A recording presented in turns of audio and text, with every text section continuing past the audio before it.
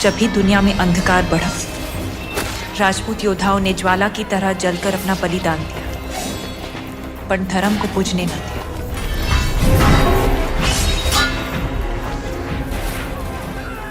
जय माता जी की।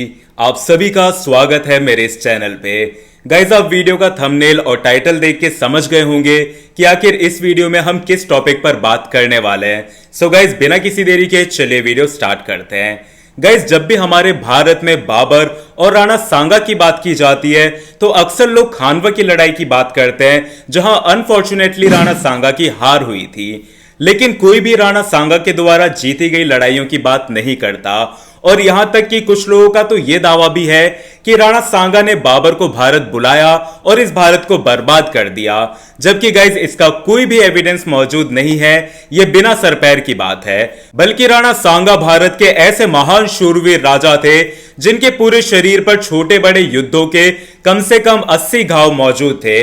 उनके एक आंख नहीं थी, उनके एक हाथ नहीं था, लेकिन फिर भी वो इस देश के लिए, इस धरती के लिए सारी जिंदगी लड़ते रहे और उन्होंने बहुत सी लड़ाइयां जीती। लेकिन उन जीती हुई लड़ाइयों के बारे में कोई बात नहीं करता। यहां तक कि उन्होंने बाबर को भी बयाना के युद्ध में बुरी तरीके से हराया था, लेकिन कोई भी उस लड़ाई के बारे में नहीं जानता। तो आज हम हमारी इस वीडियो में उसी ऐतिहासिक लड़ाई के बारे में बात करेंगे। सो गाइज, इस इंटरेस्टिंग वीडियो को एंड तक जरूर देखें। और हाँ गाइज, अगर आप आज इस चैनल पे पहली बार आए हैं तो हमारे इतिहास के कुछ ऐसे ही लॉस्ट पेजेस जिनके बारे में हमें पढ़ाया नहीं जाता या हम उनके बारे में नहीं जानते, उन्हें मेरे साथ जानने के लिए इस चैनल को ज्यादा से ज्यादा शेयर और सब्सक्राइब जरूर करें। सो गाइस, सबसे पहले अगर हम राणा सांगा की बात करें तो राणा सांगा मेवाड़ के ऐसे शूरवीर राणा थे जो अपने समय के नॉर्थ इंडिया के सबसे पावरफुल राजा में माने जाते हैं। और उनके समय में मेवाड़ इतना शक्तिशाली राज्य, इतना शक्तिशाली साम्राज्य बन चुका था कि उसके आसपास के सभी सुल्तानों को राणा सांगा ने हरा रखा था। और धौलपुर के महमूद खिलजी को तो उन्होंने कम से कम 3 महीने अपनी कैद में भी रखा था। लेकिन उन सभी चीजों के बारे में कोई नहीं जानता। एक एक करके मैं आप सभी को बताऊंगा, लेकिन उनके बारे में हम मेरी नेक्स्ट वीडियो में बात करेंगे। आज हम बयाना की लड़ाई के बारे में बात करेंगे। सो गाइस, राणा सांगा की शक्ति के बारे में और उस समय उनका जो पराक्रम था उसके बारे में तो आप जान ही चुके होंगे।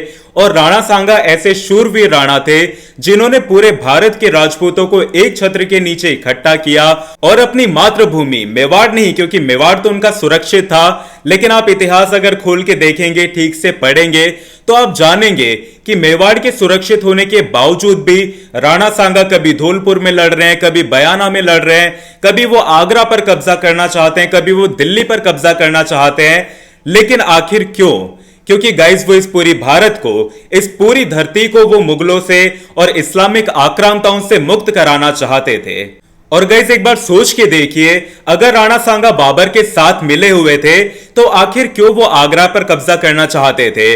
क्योंकि गाइस, अगर आप इतिहास को ठीक से देखेंगे तो जो इब्राहिम लोदी और बाबर थे उनके बीच में सत्ता की लड़ाई, यानी कि दिल्ली पर अधिकार की लड़ाई बहुत पहले से चल रही थी। और उसी समय राणा सांगा बीच में आते हैं और वो इब्राहिम लोदी और बाबर दोनों को हराकर मुगलों का और अफगानों का भारत से सफाया करना चाहते थे। वो सिर्फ अपने मेवाड़ के बारे में नहीं, बल्कि वो इस पूरी धरती के बारे में, इस पूरे भारत के बारे में सोचकर लड़ रहे थे। और ये बात बाबर भी बहुत अच्छे से जानता था, इसलिए उसने बयाना, धौलपुर और ग्वालियर के जो अफगान थे सभी को एक किया और एक प्लान बनाया। उसके प्लान के अकॉर्डिंग वो राणा सांगा के खिलाफ जिहाद करना चाहता था, क्योंकि वो अच्छे से जानता था कि वैसे तो अफगान उसका साथ नहीं देंगे, लेकिन मजहब और जिहाद के नाम पर अफगान उसका साथ जरूर देंगे। और गाइस, ऐसा ही हुआ। बयाना, धौलपुर और ग्वालियर के जो अफगान थे वो राणा सांगा से लड़ने के लिए तैयार हो गए। और यहां पर बाबर की सेना आई अब्दुल अजीज के साथ में बयाना में। और जब राणा सांगा को इस बारे में पता चला तो गाइस, राणा सांगा एक वैसे ही पावरफुल राजा थे और राजपूत और थे, तो वो अच्छे से जानते थे कि इन्हें किस तरीके से इस लड़ाई का मुकाबला करना है। इसलिए उन्होंने बयाना को घेर लिया और उन्होंने अपनी जो सेना थी उन्हें 4 हिस्सों में बांटा और 4 हिस्सों में बांटकर बयाना पर इतना खतरनाक हमला किया, इतना जबरदस्त हमला किया कि तीनों की तीनों अफगान सेनाएं जो बयाना की थी और ग्वालियर और धौलपुर, सभी के सभी अफगान हार गए यहां पे। और अब्दुल अजीज के अंडर में जो बाबर की सेना थी वो भी यहां पर बुरी तरीके से हार गई। यहां पर राणा सांगा की बयाना में ऐतिहासिक जीत हुई और बाबर की एक शर्मनाक हार। लेकिन गाइस क्या आप ईमानदारी से बताइए, क्या आप इस लड़ाई के बारे में जानते हैं? क्या आपने बयाना में इस महासंग्राम के बारे में कभी सुना? शायद नहीं, क्योंकि गाइज आज हमें हमारे असली इतिहास के बारे में, हमारे शूरवीरों के बारे में, हमारे गौरवशाली इतिहास के बारे में हमें पढ़ाया ही नहीं जाता। हमें ना जाने किन किन के बारे में पढ़ाया जाता है। हमें जो लड़ाई हमारे शूरवीर अनफॉर्चुनेटली हार गए सेनाओं के बल पे या फिर किसी भी और रीजन से, हमें सिर्फ वो बताई जाती है। जो हमारे वीर जीते हैं, जो हमारे वीरों ने बलिदान दिए हैं इस देश के लिए, वो सभी चीजें हमें नहीं बताई जाती। वो सब चीजें हमसे छुपाई जाती है ताकि हम ये बाबर हो गया, अकबर हो गया, इन सभी को ग्रेट समझे। और गाइज हमारी जो अभी जनरेशन चल रही है और आने वाली जनरेशन शायद ऐसा ही सोचती है। उनके हिसाब से अकबर बहुत ग्रेट था, लेकिन अगर हम इतिहास को ठीक से देखें तो अगर अकबर ग्रेट था तो फिर महाराणा प्रताप कौन थे? राजा चंद्रसेन राठौड़ कौन थे? अगर औरंगजेब आलमगीर महान था तो फिर शिवाजी महाराज, रानी ताराबाई, राजा छत्रसाल कौन थे?